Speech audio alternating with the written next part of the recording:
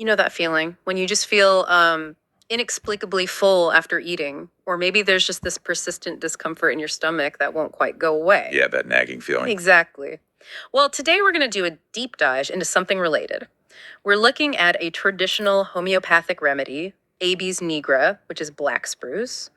And we're using William Boericke's Homeopathic Materia Medica as our guide here. A classic text for these kinds of details. Right. So our goal really is to understand its main characteristics and how it was traditionally used, especially for some very, very specific digestive complaints. And what strikes you first, reading Boericke, is that he positions Abies nigra as a powerful, long-acting remedy.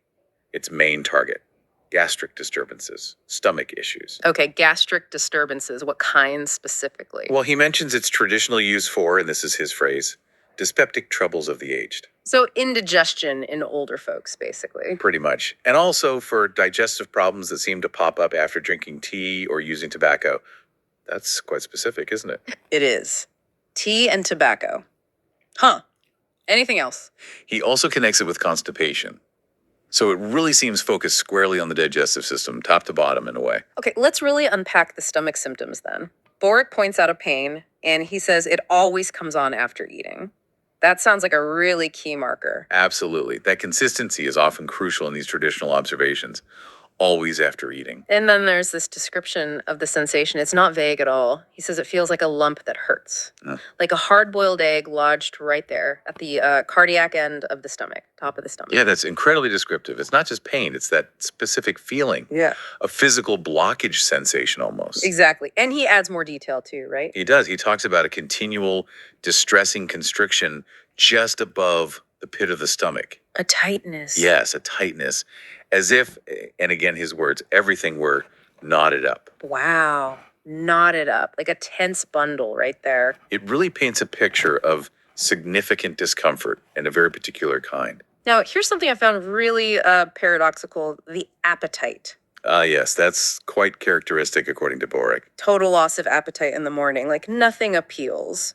But then, a great craving for food at noon and night. It's a complete flip. That's such a strange pattern, isn't it? Morning aversion, afternoon, evening craving. It is unusual and suggests a kind of dysregulation. He also throws in offensive breath and eructations, belching into that mix. Okay, so it's a whole cluster of symptoms centered on the stomach and digestion. But it doesn't necessarily stop there.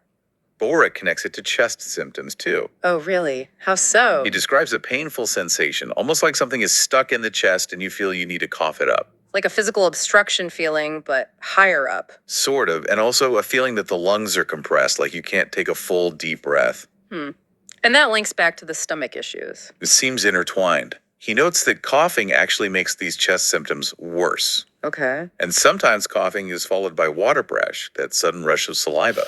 Right, I know what you mean. And even a choking sensation in the throat is mentioned. Yeah. It really feels like the distress is, well, radiating upwards from the stomach. Interesting.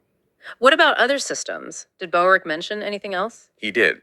He briefly touches on heart symptoms, things like a heavy, slow heartbeat feeling. Okay. But also potentially tachycardia, a fast pulse, or bradycardia, a slow one, and sharp pains in the heart area. So some cardiac irregularity potentially linked? And sleep? Yeah, sleep disturbances too. Wakefulness, restlessness at night, but specifically with hunger, waking up hungry. Waking up hungry at night after having no appetite in the morning. Exactly. And bad dreams are also mentioned. It all seems to point back potentially to that central digestive disturbance affecting things more systemically. It's quite a constellation of symptoms. Are there any others? Just a few more he lists. Pain in the small of the back. Lower back pain. Okay. And also rheumatic pains or aching in the bones. Yeah. And even a fever pattern. Fever? How so? Alternate heat and cold, or sometimes a chronic intermittent fever that occurs alongside the stomach pain. So it's a broad picture, but it keeps coming back to that stomach connection. Precisely. And the key factor, the modality he stresses, is that symptoms are generally worse after eating. That seems to be the main trigger or aggravating factor. Worse after eating. Got it. That brings us back to the start. It does. And he also lists comparisons to other remedies. Right, like China, Bryonia, Pulsatilla for that lump feeling. Exactly. And others like Thuja, Sabina, Capressus for painful indigestion, or Nux vomica, Calicarb. So the point of listing those is what? to differentiate. Yes, exactly. It helps show that Abies nigra was traditionally considered for a very specific type of indigestion, distinguished from conditions where those other remedies might be thought of. It highlights the nuances. Okay, that makes sense. It's about precision. It is. So, just to kind of wrap up what we've unpacked from Boericke here, Abies nigra's traditional picture seems really focused on that stomach pain after eating. Right. Characterized by that very distinct lump sensation, like the hard boiled egg. And that knotted up, constricted feeling just above the stomach. Plus the weird appetite pattern, none in the morning, cravings later. And then potentially these related symptoms like the chest pressure, maybe the heart irregularities, the sleep issues, even back pain, all possibly stemming from that core digestive issue. That seems to be the essence of Boericke's description. It's a very particular profile. So, a final thought then, perhaps for you listening. If you've ever dealt with ongoing digestive issues, especially if that specific feeling of a lump or that knotted sensation after eating sounds familiar, Or if eating consistently seems to make things worse for you in that particular way. it just makes you wonder, doesn't it? Now, obviously, this isn't medical advice. We're just exploring these really detailed historical observations. Absolutely. But reflecting on these kinds of specific descriptions, like the ones in Boericke, might prompt a conversation. Perhaps something to discuss further with a healthcare professional who understands these kinds of nuances if it resonates strongly with your own experience. Food for thought, really.